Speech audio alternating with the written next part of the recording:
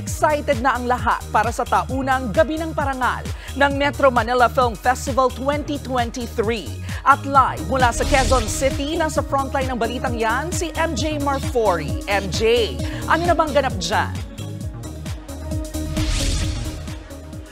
Karen, tonight is the night. This is it. Magkakaalaman na nga kung sino mabibigyan ng parangal ngayong gabi sa awards night ng Metro Manila Film Festival na gaganapin rito sa Cubao, Quezon City.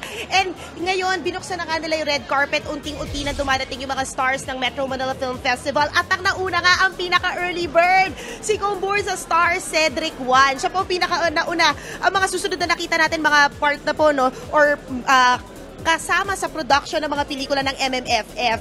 Alam nyo ba na yung nakakakaba sa gabi na ito, as we speak, ongoing pa rin kasi ang deliberations para sa kung sino-sino ang mabibigyan ng award sa iba't ibang kategorya. Nangunguna nga sa deliberasyon na yan ang chairman ng pista ngayong taon na si award-winning director Chito S. Ronyo at ang kanyang vice chairman na si Grand Slam Best Actress Lorna Tolentino. Nakagayuan na kasi ng MMFF sa mismong live. Mamaya po natin malalaman kung sino-sino ang nominated tonight.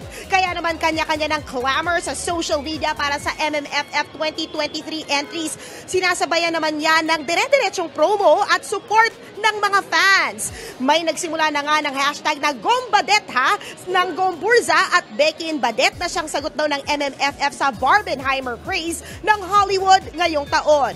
Trending naman itong teaser ng pagkataray ni Rewind star Marian Rivera na napaiyak si Batang Quiapo actress and vlogger Ivana Alawi. Tuloy-tuloy din po ang reaction videos at reviews para sa iba pang entries gaya ng Pinduko na hit sa mga kids. Kahapon meron pang pa-block screening ang Ashmat International para kay Pinduko star Mateo Guricelli. That and so much more na talaga nakaka-excite talaga.